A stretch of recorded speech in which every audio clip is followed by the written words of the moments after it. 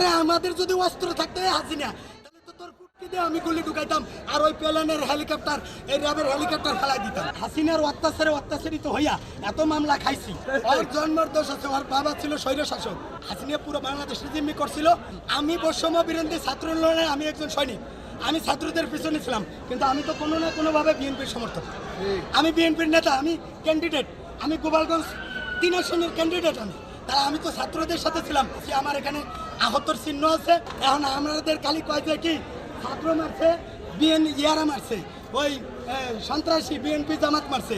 আরে আমাদের যদি অস্ত্র থাকতো হাসিনা তাহলে তো তোর কুটকি দিয়ে আমি গুলি ঢুকাইতাম আর ওই প্লেনের হেলিকপ্টার এই র্যাবের হেলিকপ্টার ফেলাই দিতাম। ওর জন্মের দোষ আছে, ওর বাবা ছিল স্বৈর শাসক। আমারে হুমকি দামকি দেয়, 20% ওনে আমলিক করে। আর সবাই আমারে ফুল নিয়া গোপালগঞ্জ টুঙ্গি ভাড়ায় কোটালি ভাড়ায় আমার জন্য ফুল নিয়া রেডি রাখছে যে আমি কখন যাবো আমার ফুল দিয়া বরণ করবে, বুঝছেন? ওখানে হাসিনা পুরো বাংলাদেশে জিম্মি করছিল। হাসিনা কিন্তু টুঙ্গি ভাড়ারে আরো জিম্মি করছিল। এই দিগন্ত হেফাজতের পক্ষে ছিল, এই দিগন্ত হেফাজতের পক্ষে ছিল। আজকে হেফাজতরা দিগন্তর একটু মুক্তি চায় না। তাদের জন্য দিগন্ত মরিয়া গেল, দিগন্ত শহীদ হইলো, আবার তারা জীবিত করতে হইবে। কিন্তু এই দিগন্তের জন্য হেফাজতরা তো একটা প্রতিবাদ করবে। ইসলামে কোনো কিছু অসম্পূর্ণ নাই। ইসলামে কিন্তু বলছে যে এই ধূমপান স্বাস্থ্যের জন্য ক্ষতিকর, এটা কিন্তু ইসলামেও ক্ষতিকর বলছে। ইসলামে সব অর্ডার আছে, কিন্তু ইসলাম সৌদি আরবে তো ইসলামী ভাবে চলে।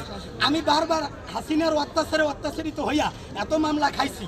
আমি মনে করতাম যে এই রাষ্ট্রটা যদি গণতন্ত্র না হইয়া রাজতন্ত্র হইতে আছে কিনা সেটা বলে। কি পবিত্র কোরআনের রাজনীতি আছে কিনা সেটা পবিত্র বলে। কোরআনের রাজনীতি আছে তো। জামাত ইসলাম বলে, চরমনাই পীর বলে, তারপরে হেফাজত বলে, আমিও বলি।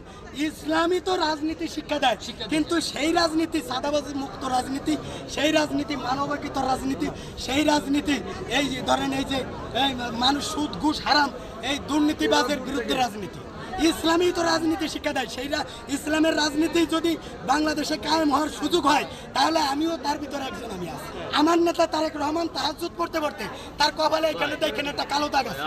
ও খালি কইছে যে ওদের কাছে অস্ত্র আছে, বিএনপির কাছে বিএনপি জামাত সন্ত্রাসীদের কাছে অস্ত্র আছে। তা আমি তো বিএনপি করি, তা আমি যদি বিএনপির সন্ত্রাস হই তাহলে বিএনপির সন্ত্রাস হলে আমারও তো একটা অস্ত্র আছে। তাহলে যদি সত্যিকারে থাকতো তাহলে আমি হাসিনার পাশা বরাবর মারতাম, এখানে মাথার ঘিলু উড়াই দিতাম। হ্যাঁ, এর কারণে আমার বলছে যে আমি সন্ত্রাসী। আরে আমার যদি অস্ত্রই থাকতো তাহলে তো আমিও তার ওখান দিয়ে গুলি করতাম। আমার অস্ত্রও নাই। আমি ওই বসিলায় যুদ্ধ করছি ছাত্রদের সাথে থাইকা। ওই সময় যদি আমার অস্ত্র থাকতো র্যাবের হেলিকপ্টারটা আমি ফেলাই দিতাম।